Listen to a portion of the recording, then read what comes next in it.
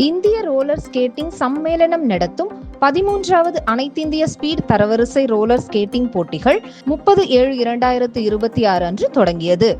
தேசிய அளவிலான இந்த போட்டிகள் ஆகஸ்ட் 3ஆம் தேதி வரை புதுவை லாஸ்பேட்டையில் உள்ள அரசு ஸ்கேட்டிங் மைதானத்தில் நடைபெறும். புதுவைக்கு பெருமை சேர்க்கும் இந்த போட்டிகளில் கலந்து கொள்ள தமிழகம், கேரளம், குஜராத், மகாராஷ்டிரா, கர்நாடகம், உத்தரப்பிரதேசம் மற்றும் பல இந்திய மாநிலங்களில் இருந்து 1000க்கும் மேற்பட்ட ஸ்கேட்டிங் வீரர் வீராங்கனைகள் புதுவை வந்துள்ளனர்.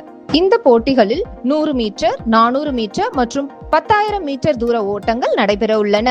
இந்த போட்டிகள் சப் ஜூனியர், ஜூனியர் மற்றும் சீனியர் பிரிவுகளில் நடைபெறும்.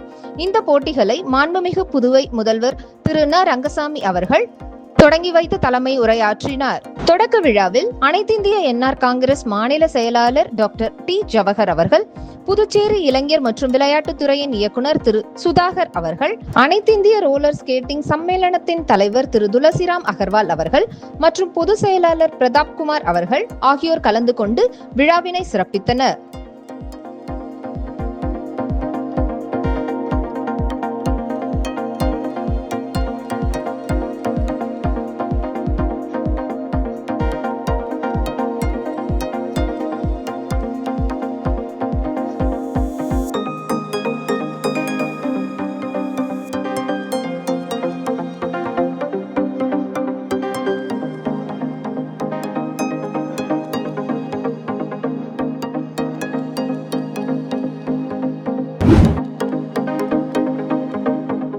புதுச்சேரி தொலைக்காட்சி நிலையத்தின் பொறியியல் பிரிவின் உதவி இயக்குநராக பணிபுரிந்து ஓய்வு பெற்ற ரவி மாரியப்பன் அவர்களுக்கும், முதுநிலை பொறியியல் உதவியாளராக பணியாற்றி ஓய்வு பெற்ற அருள்மொழி அவர்களுக்கும் பணி நிறைவு பாராட்டு விழா 31/7/2026 அன்று புதுச்சேரி தொலைக்காட்சி நிலைய வளாகத்தில் நடைபெற்றது.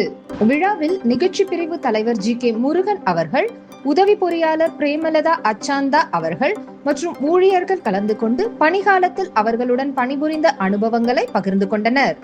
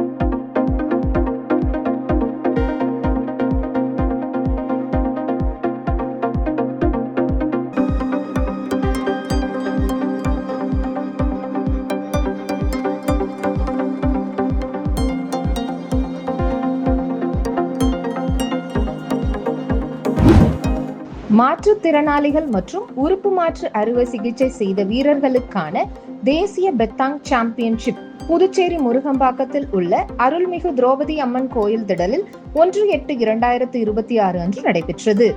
இந்நிகழ்ச்சியில் டாப்சாப் சங்கத்தின் தலைவர் கே. பாஸ்கர் அவர்கள், சட்டமன்ற உறுப்பினர் ஐயப்பன் அவர்கள், ரோட்டரியின் லால் கோயல் அவர்கள், DIG SS தாசிலா அவர்கள், ரோட்டரியின் ஹேமலதா பண்டாரி அவர்கள், டாக்டர் குருராஜன் அவர்கள் ஆகியோர் கலந்து கொண்டனர்.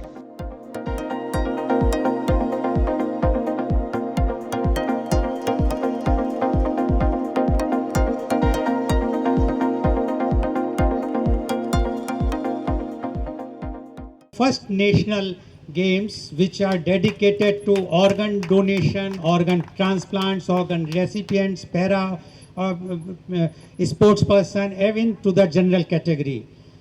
Now this is the way organ donation should be promoted, because there are so many myths in our country where the people feel that after the donation or the donor as well as recipient become useless for the society.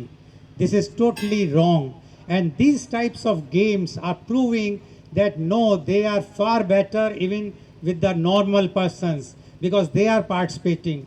I know several of the participants here who are not only participating in the national games, but they are also participating in the World Transplant Games, just to prove a point that a transplant where the organ donor or organ recipient can do all activities in the life as normal as a normal person. We are very happy to see this national games which is being organizing here. I am sure this will be a flag bearer or torch bearer, and our generation next, they are going to take this message down the line, and our media friends to each and every nook and corner. Our future is very, very, very great. Being an Indian, I am proud to be here and wherein the life is being celebrated. I congratulate each and every one of the participants and all the spectators. Please give a big round of applause for yourself, because standing in the sun is very, very essential when this kind of event is being organized. I admire your courage. I admire your dedication. I admire your efforts.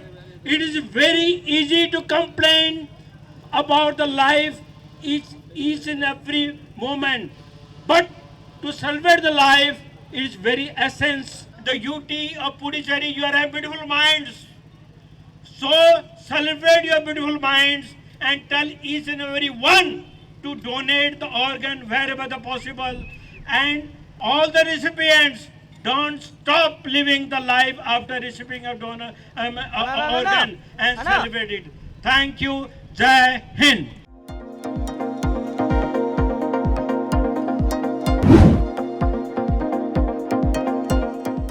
Puducherry வேதபாரதி அமைப்பு சார்பில் இலவச இந்திய முறை மருத்துவ முகாம் கடற்கரை சாலை சங்கர வித்யாலயா மேல்நிலைப் பள்ளியில் 2/8/2026 அன்று நடைபெற்றது.